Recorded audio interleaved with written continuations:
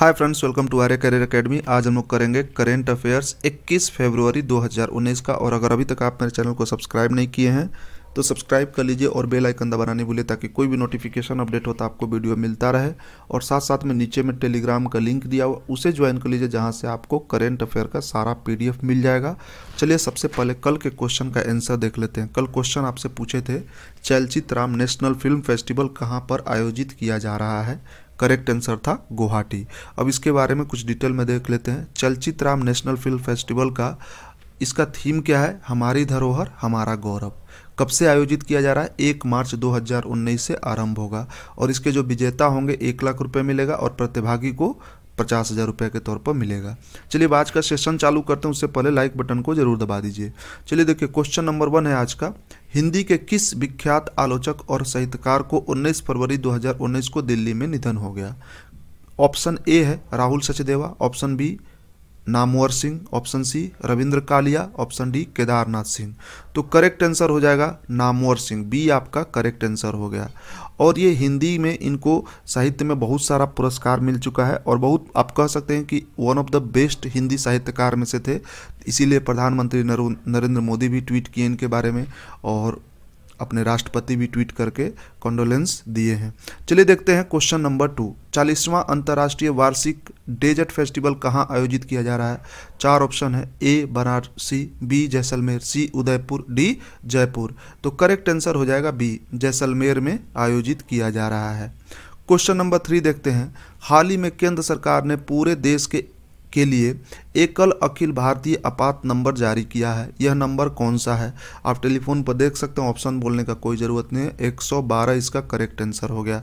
यहाँ पर एक क्वेश्चन और पूछा जा सकता है, सबसे पहला राज्य कौन सा है जो इसको लागू किया है? तो हिमाचल प्रदेश उसका करेक्ट आंसर हो जाएगा। क्वेश्चन नंबर 4 देखिए। भारतीय विदेश मंत्री सुषमा स्वराज ने भारत सरकार की तरफ से किस देश का प्रतिष्ठित पुरस्कार grand cross of order of civil merit स्वीकार किया? ऑप्शन ए है नेपाल, ऑप्शन बी चीन, ऑप्शन सी रूस या ऑप्शन डी स्पेन।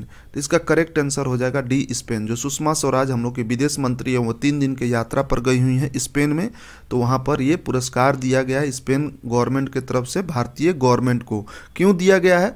क्योंकि 2015 में जो नेपाल में भूकंप आया था उसमें 71 स्पेनिश नागरिकों को भारत निकाला था, तो उसके सम्मान में स्पेन के तरफ से भारतीय गवर्नमेंट को दिया गया है, जो सुषमा स्वराज उसको मतलब कि प्राप्त कर रही हैं, मतलब भारत सरकार की तरफ से स्वीकार कर रही हैं। नंबर 5 है। MC मैरी कॉम किस ब्रांड के लिए महिला प्रशिक्षण राजदूत के रूप में नामित किया गया था? 4 ऑप्शन है। ए प्यूमा, बी नाइक, सी एडिडास, डी रिबॉक। तो ये जो मतलब एम्बेसडर बनी थी वो प्यूमा था। ए आपका करेक्ट आंसर हो गया। क्वेश्चन नंबर 6 देखिए। किस राज्य सरकार ने किला रायपुर नामक विश्व प्रसिद्ध ग्रामीण खेल आयोजन में बैलगाड़ी दौड़ स्पर्धा को भी शामिल करने की अनुमति प्रदान की है? Option A Chhattisgarh, option B Himachal Pradesh, option D Haryana, option D Punjab. तो करेक्ट आंसर हो गया डी पंजाब आपका करेक्ट आंसर हो गया। चलिए क्वेश्चन नंबर 7 देखते हैं।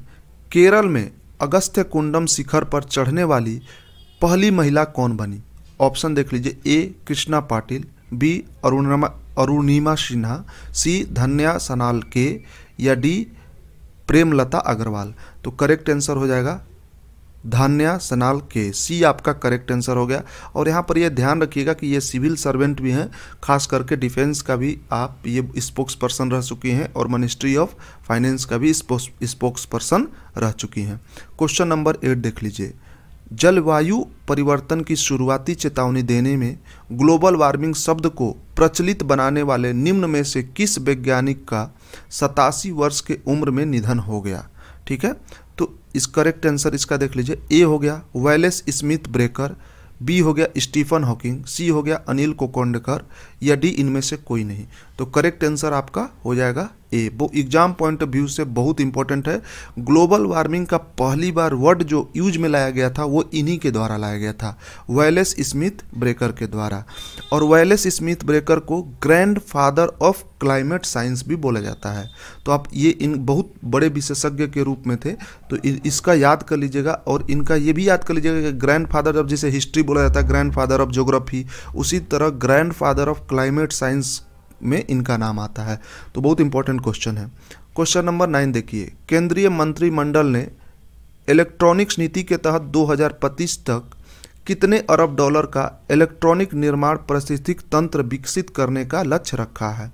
ए 400 अरब डॉलर, बी 300, सी 200 या डी 100 अरब डॉलर।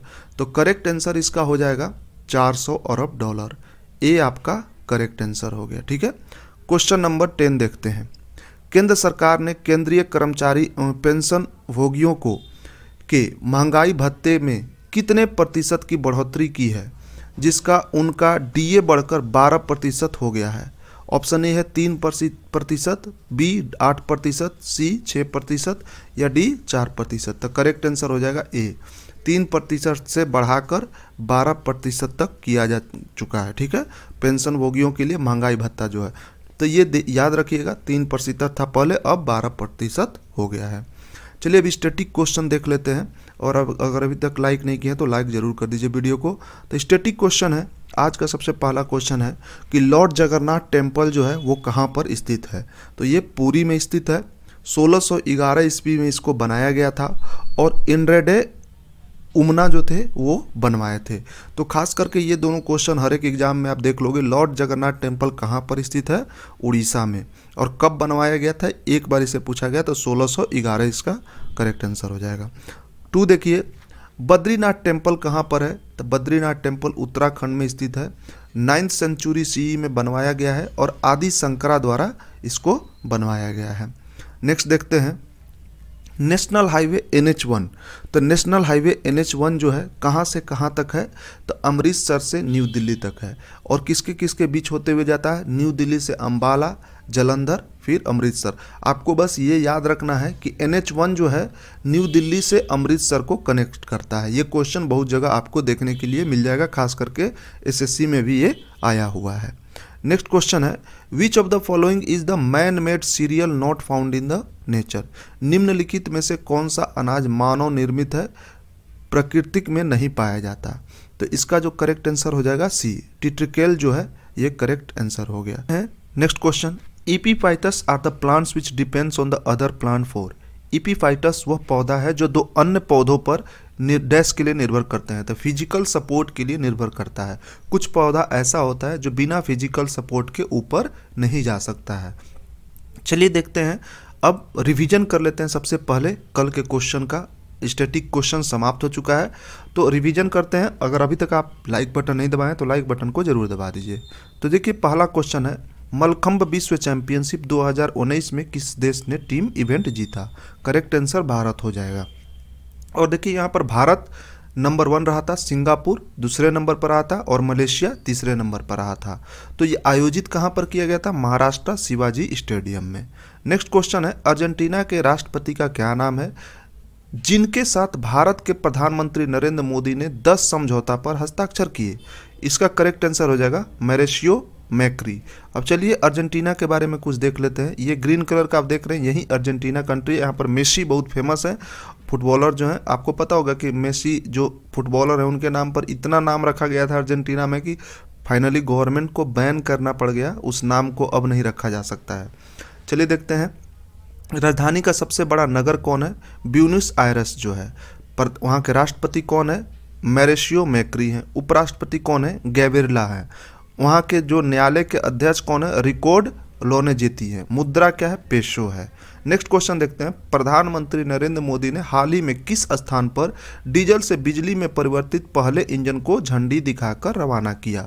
तो उन्हीं का कंस्टिट्यूएंसी जहां से वो जीते हैं, बनारस, इसका करेक्ट आंसर हो जाएगा। क्वेश्चन नंबर 4 देखते हैं, किस खिलाड़ी को हाल ही में फुटबॉल रत्न से सम्मानित किया गया? करेक्ट आंसर हो जाएगा सुनील छेत्री। ये इकलौते ऐसे भारतीय फुटबॉलर हैं जिनका टॉप 100 में वर्ल्ड रैंकिंग में नाम आता है। और AIFF मतलब कि ऑल इंडिया फुटबॉल फेडरेशन की तरफ से 5 बार इनको बेस्ट फुटबॉलर का अवार्ड दिया जा चुका है। चलिए देखते हैं क्वेश्चन नंबर 5, ईरान में हाल ही में किस नाम से आधुनिक स्वदेश निर्मित पनडुब्बी को जलावतरण किया गया? तो फतेह इसका करेक्ट आंसर हो जाएगा। क्वेश्चन नंबर 6 है, पाकिस्तान ने किस देश के क्राउन प्रिंस मोहम्मद बिन सलमान को देश के सर्वोच्च नागरिक सम्मान निशाने पाकिस्तान से नवाजा है, तो सऊदी अरबिया करेक्ट आंसर हो जाएगा। जैसे इंडिया में भारत रत्न होता है उसी तरह पाकिस्तान में निशाने पाकिस्तान होता है। आपको पता होगा कि सऊदी जो प्रिंस है वो अभी भारत के यात्रा पर है, 2 दिन का भारत यात्रा है इनका। चलिए देखते हैं question number 7। Berlin film festival 2019 में किस फिल्म को गोल्डन बियर पुरस्कार से सम्मानित किया गया? इसका करेक्ट आंसर हो जाएगा सिनोनिम्स। चलिए देखते हैं क्वेश्चन नंबर 8। टैगोर सांस्कृतिक सद्भावना पुरस्कार से सम्मानित छायांकित किस देश का सांस्कृतिक संगठन है? तो करेक्ट आंसर हो जाएगा बांग्लादेश। इसके बारे में कुछ डिटेल देख लेते हैं। जो देखिए ये टैगोर पुरस्कार है, ये राष्ट्रपति रामनाथ कोविंद ने 2014, 2015 और 2016 के लिए दिए हैं। 2014 में राजकुमार सिंह को मिला है, 2015 में बांग्लादेश का सांस्कृतिक संगठन छायांकित को मिला है और 2016 के लिए राम सूत्रवंशी को दिया गया है।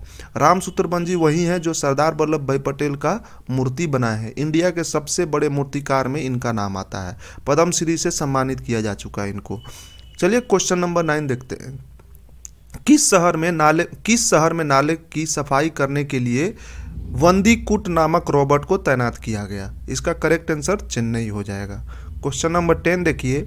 निम्न में से कौन सा देश 18 फरवरी 2019 को अंतर्राष्ट्रीय और गठबंधन के लिए रूपरेखा समझौता पर हस्ताक्षर करने वाला 72वां देश बन गया? करेक्ट आंसर हो जाएगा Argentina. Question of the day देख लेते हैं। अगर अभी तक आप लाइक नहीं किए हैं तो वीडियो को लाइक जरूर कर दीजिए। और देखिए इतना मेहनत किया जाता है तो एटलीस्ट लाइक बटन को, जितना लोग वीडियो देखें उतना लोग लाइक बटन को दबाया कीजिए और जो क्वेश्चन आपसे पूछा जाए उसका आंसर जरूर दिया कीजिए। चलिए देखते हैं। क्वेश्चन है 83वां राष्ट्रीय सीनियर बैडमिंटन चैंपियनशिप पुरुष एकल का खिताब किसने जीता? ऑप्शन देख लीजिए। A P Kashyap, B Ajay Jayaram, C Saurabh Verma या डी BS प्रणार्थी। ये पता है, आप सबको पता होगा कि ये बहुत इंपॉर्टेंट क्वेश्चन है, किसी भी एग्जाम में पूछा जा सकता है। तो इसका कमेंट सेशन में आंसर आप लोग जरूर दीजिएगा। चलिए thank you for watching, share and subscribe. और